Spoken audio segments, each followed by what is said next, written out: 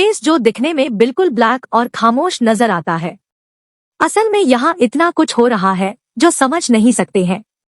NASA के probes ने space में कुछ ऐसी अजीब आवाजें रिकॉर्ड की हैं जिनको सुनने के बाद हर इंसान का दिमाग दंग रह जाता है। स्टोरी स्फीयर के वीडियोस में एक बार फिर से स्वागत। आज से करीब 44 साल पहले 5 सितंबर 1977 को नासा ने एक स्पेस प्रोब इंटरस्टेलर स्पेस के लिए रवाना किया था। ये स्पेस प्रोब वॉयेजर 1 के नाम से जाना जाता है, जो पिछले 44 सालों से लगातार नासा के बेस स्टेशन से कांटेक्ट में है। वॉयेजर 1 को ऐसे मिशन के लिए रवाना किया गया था जहां से उसके वापस आने की कोई उम्मीद नहीं है। यह स्पेस प्रोब डीप स्पेस में 61,500 किलोमीटर पर आवर की स्पीड से ट्रेवल कर रहा है और इस वक्त यह हमसे बहुत दूर खला के अंधेरों में तैरता हुआ हमें हमारे सोलर सिस्टम और इस यूनिवर्स के बारे जानकारी भेज रहा है।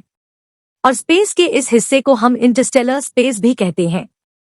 2012 में इंटरस्टेलर स्पेस में दाखिल होते ही एक दिन नासा के साइंटिस्ट को वॉयेजर 1 की तरफ से एक ऐसा सिग्नल रिसीव हुआ जो सबके रोंगटे खड़े करने वाला था। जब उस सिग्नल को डिकोड किया गया तो उसमें एक ऐसी अजीबोगरीब आवाज थी जो वॉयेजर 1 ने रिकॉर्ड की थी। हमारी दुनिया से करोड़ों किलोमीटर दूर स्पेस की गहराइयों में वो क्या चीज थी जिसकी आवाज ने संस्थानों के रोंगटे खड़े कर दिए थे। ये आवाज अर्थ से करीब 1400 करोड़ किलोमीटर दूर रिकॉर्ड की गई थी और ये एक ऐसी आवाज थी जो खत्म या कम होने का नाम भी नहीं ले रही थी। साइंसदानों ने कई दिनों तक इंतजार किया, लेकिन ये आवाज खत्म तो दूर की बात पर ये कम भी नहीं हो रही थी। देखते ही देखते एक साल गुजरा, फिर दूसरा साल और फिर पूरे 3 सालों के बाद इस अजीब आवाज की इंटेंसिटी में कुछ कमी देखी गई। ये आवाज वॉयेजर 1 की 44 सालों की हिस्ट्री में रिकॉर्ड होने वाली सबसे लंबी आवाज थी जिसने साइंसदानों की नींदें उड़ा रखी थी। लेकिन इस आवाज के अलावा साइंसदानों को एक और चीज भी लगातार परेशान कर रही थी।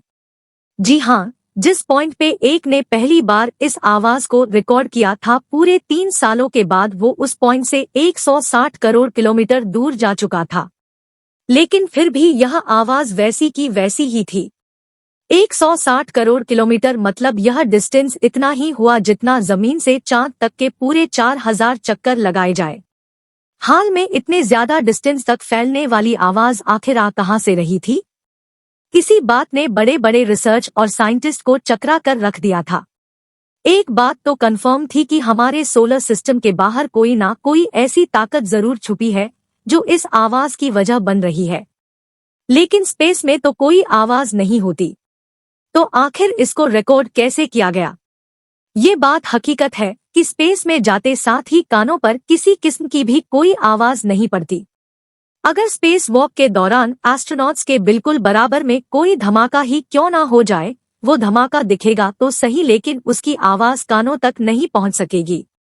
आवाज जिसको हमारे कानों तक पहुंचने के लिए हवा और एटमॉस्फेयर की जरूरत होती है, ये दोनों चीजें ही स्पेस में मौजूद नहीं है। इसी वजह से स्पेस में किसी किस्म की भी आवाज ट्रेवल नहीं कर सकती। स्पेस में साउंड वेव तो ट्रैवल नहीं कर सकती, लेकिन इलेक्ट्रोमैग्नेटिक वेव स्पेस में बहुत आसानी ट्रेवल कर सकती है। बेशक हमारे कान इस वेव को सुन नहीं सकते, लेकिन वॉयेजर 1 ने इन वेव्स को रिकॉर्ड करके हमें अर्थ तक भेजा ताकि हम इनको डिकोड करके सुन सकें। यही वो अनोखी आवाज थी जो वॉयेजर 1 ने इंटरस्टेलर स्पेस से भेजी थी। कुछ साइंसदानों का कहना है कि ये आवाज स्पेस में मौजूद प्लाज्मा वेव्स के ट्रैवल करने से आई होगी, जबकि कुछ रिसर्चर्स का कहना है कि डीप स्पेस में जरूर कुछ ऐसी ताकतें मौजूद हैं जिनकी एनर्जी की वजह से ये आवाज पैदा होती है। वो कौन सी ताकतें हैं, उनकी एनर्जी आवाज क्यों रिलीज करती है, ये सोचने समझने और जानने की क्षमता हम इंसानों के पास अभी तक मौजूद नहीं है। वॉयेजर 1 अपने एंटेना से ये वेव कैप्चर करके उनको रेडियो सिग्नल में कन्वर्ट करता है और फिर अर्थ की तरफ ट्रांसमिट कर देता है। बिल्कुल ये मैसेज लाइट की स्पीड से ट्रैवल करता है। फिर भी इसको अर्थ पर मौजूद नासा के एंटेनास तक पहुंचने में पूरे 21 घंटे लग जाते हैं। ये पहली बार नहीं था जब वॉयेजर 1 ने हमें कोई अनोखी आवाज भेजी थी। इससे पहले भी नासा स्पेस से कई अनोखी आवाजें रिकॉर्ड करने में कामयाब हो चुका है। 2007 में भी एक ऐसा वाकया हुआ था जिसने साइंसदानों को हैरानी में डाल दिया था। रिसर्चर्स को स्पेस में कुछ ऐसे सिग्नल मिले जो किसी भी तरह से नॉर्मल नहीं थे। खामोशी के आलम में कुछ ऐसी आवाजें आने लगी जो आधे सेकंड में ही गायब हो जाती थी। ये आवाजें सुनकर ऐसा लग रहा था कि शायद कोई एलियन वॉरशिप लेजर बीम से वजर पर हमला करने की कोशिश कर रहा है। रिकॉर्ड होने वाली ये आवाजें, जिनको फास्ट रेडियो बर्स्ट्स कहा जाता है, कुछ ऐसी थी।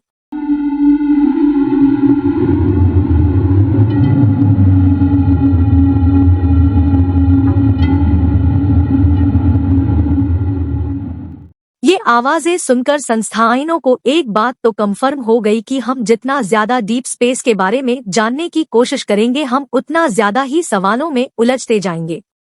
रिसर्चर का मानना है कि ये रेडियो बर्स्ट ब्लैक होल में या फिर करोड़ लाइट ईयर्स दूर किसी सुपरनोवा एक्सप्लोजन का नतीजा हो सकती है।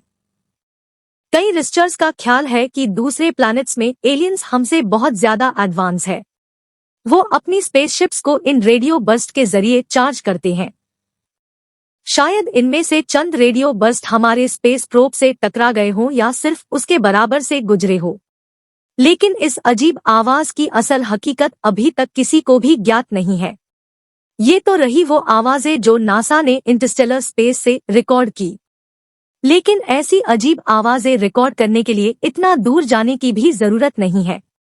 हमारे अपने सोलर सिस्टम से भी नासा कई अनोखी और डरावनी आवाज रिकॉर्ड कर चुका है। वॉयेजर 2 जो नासा ने हमारे सोलर सिस्टम के प्लैनेट की रिसर्च के लिए लॉन्च किया था, उसने भी कई ऐसी आवाजें रिकॉर्ड की हैं जिन्होंने पूरी दुनिया को परेशानी में डाल रखा है।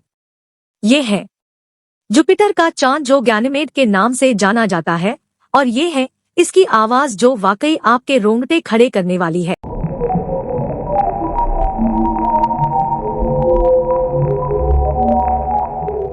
संस्थानों का मानना है कि ये आवाज ऐसी इलेक्ट्रोमैग्नेटिक वेव की है जिनसे पोलर लाइट्स बनती है। जिस तरह अर्थ के कई हिस्सों में आसमान पर पोलर लाइट्स नजर आती है, इसी तरह सैचुरल, जुपिटर और गैनीमेड में भी पोलर लाइट्स बनती है। और ये पॉसिबल है कि जो आवाज अभी आपने सुनी वो जुपिटर के मून गैनीमेड में पैदा होने वाली पोलर लाइट्स की कन्वर्टेड आवाज हो। अभी तक जो भी अजीब आवाजें आप सुन चुके हैं वो किसी और ने नहीं बल्कि नासा ने ऑफिशियली पब्लिश की है, और उनमें कोई एडिटिंग नहीं की गई। सैटर्न जो हमारे सोलर सिस्टम का ही एक प्लैनेट है, नासा ने यहां से भी कुछ अजीब आवाजें रिकॉर्ड की है।